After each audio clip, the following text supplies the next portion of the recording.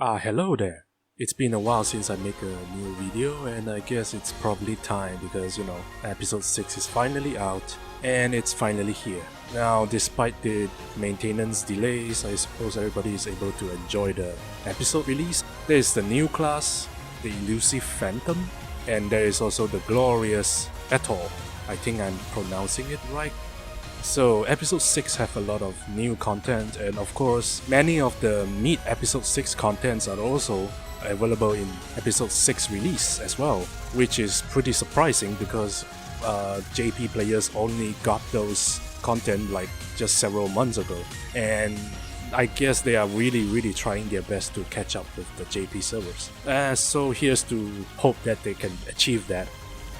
However, there are still some minor bugs here and there, like the missing features that we should have gotten, Clearsis units, and then expected that it will be one of the earliest units to get the 13-star upgrades, but eventually everybody just got that news wrong, because Global has every 13-star upgrade for Trailblazer and Ophistia, but there is none for Shiva unit. To be honest, I'm quite baffled as well, because the Shiva unit was one of the first 13 stars that is available for JP server. I guess we can't really rely on how the JP content release schedules already anymore, because it seems like the Saga is just doing whatever they wanted to. But maybe it's just a mishap in their rush maintenance. I guess there's a lot of issues that's actually popping out that was unexpected before the release of episode 6. So here's to hope that the Saga is able to fix it as soon as possible. The main topic of this video that I'm trying to tell everybody is there is a new PP battery weapon now available for everybody. It's actually dropping from the new urgent quest that we are getting from the seasonal event, which is a Christmas event. The urgent quest, called Christmas on Ice, it not only drops a lot of goodies like 15-star weapons or units, even some S-grade capsules as well. It actually drops a lot of very great unit affixes and weapon affixes. So yeah, do run it as much as you can, because they actually have very good drops, especially on the ultra hard difficulty. For the ultra hard difficulty, it's a bit hard definitely for a lot of players who are not used to doing higher level content, but if you get proper gear, I guess you're probably able to tackle the content very easily. Why is the new PP battery weapon very important? Now, the Mirage weapon, which you are looking at currently, it's basically a PP battery alternative to the Ophistia weapons. Now, what is a PP battery?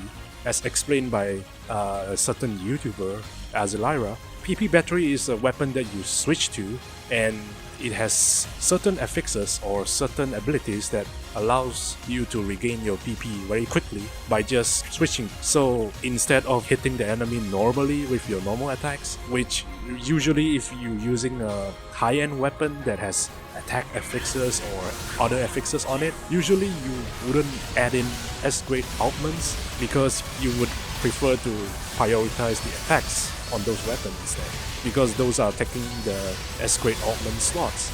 So a lot of times, a lot of players will be finding that their 15-star weapons, if they spend millions to affix, is actually very bad at generating PP. So you always have that downtime of PP unable to recover as fast as you wanted to, and there is where PP battery weapons are going to chime in and help you. For example, if you're using a lot of PP and you're unloading a lot of damage on a certain boss enemy, and then it's still not down yet, but you realize your PP is less than 10 and it's really slowing you a lot and preventing you from doing as much DPS as possible. So at this kind of downtime, what can you do?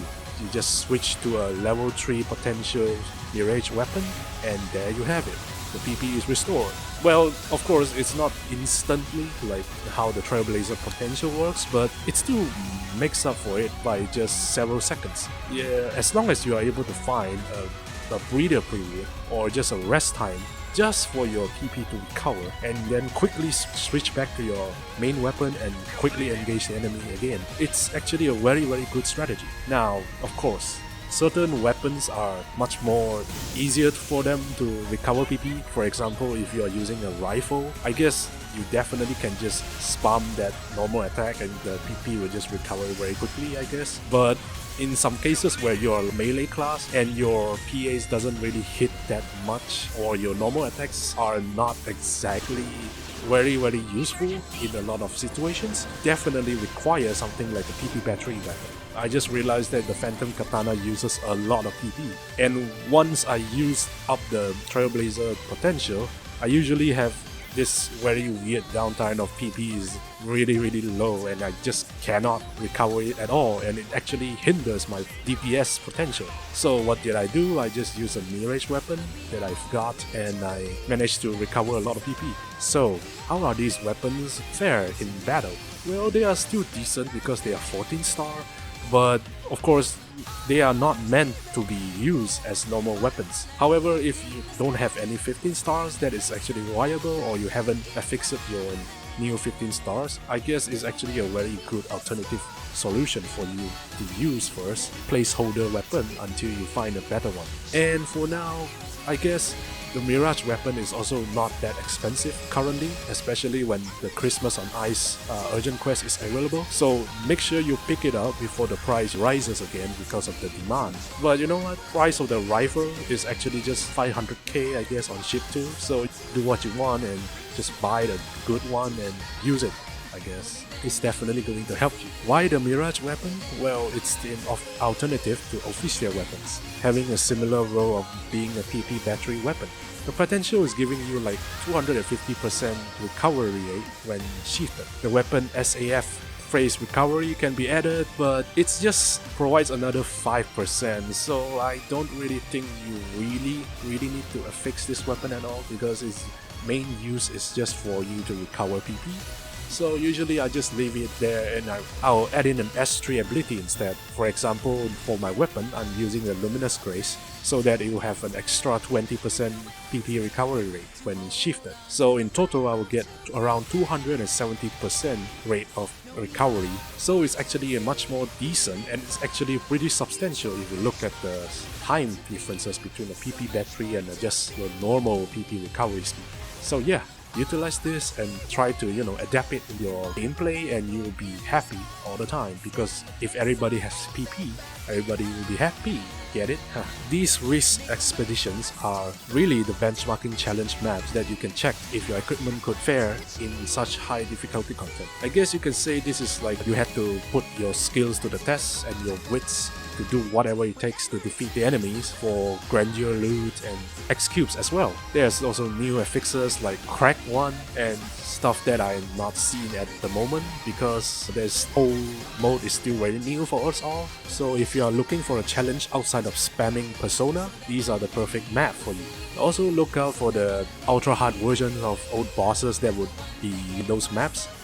Despite how they look like, they are not exactly weak at all, and their HP would actually scale up to ultra hard difficulty. For example, the episode 1 boss, which is the Ragnar, is basically you really require a lot of people to take it down, because the HP pool is just much larger than the normal versions of that boss. So yeah, imagine if just this episode 1 boss is already this ridiculous. Imagine how strong would it be for other bosses as well. But of course, the thing that I like the most is the new emergency codes and the new bosses that we are actually able to encounter here. They pose a lot of threat, and they can actually one-shot you, especially with their new patterns and mechanic. These are all things that are much more fun and makes it's such a way that PSO2 is not just filthy casual players, and it's actually a very skill-based game. So I hope everybody can enjoy that game as well by playing these hard difficulty modes. So all in all, episode 6, not bad, not as bad as Cyberpunk 2077. At least we don't crash in the game at all, and it's mostly disconnections and other minor issues, and like this missing content, and there are some elemental missing in the unique badge shop and stuff like that. But to be honest, those are really minor, and I suggest you guys not to use it before the devs fix it, and hopefully everybody enjoy the game. So this is all that I have, and I hope you guys will enjoy episode 6. Thank you for watching the video until the end. Adios.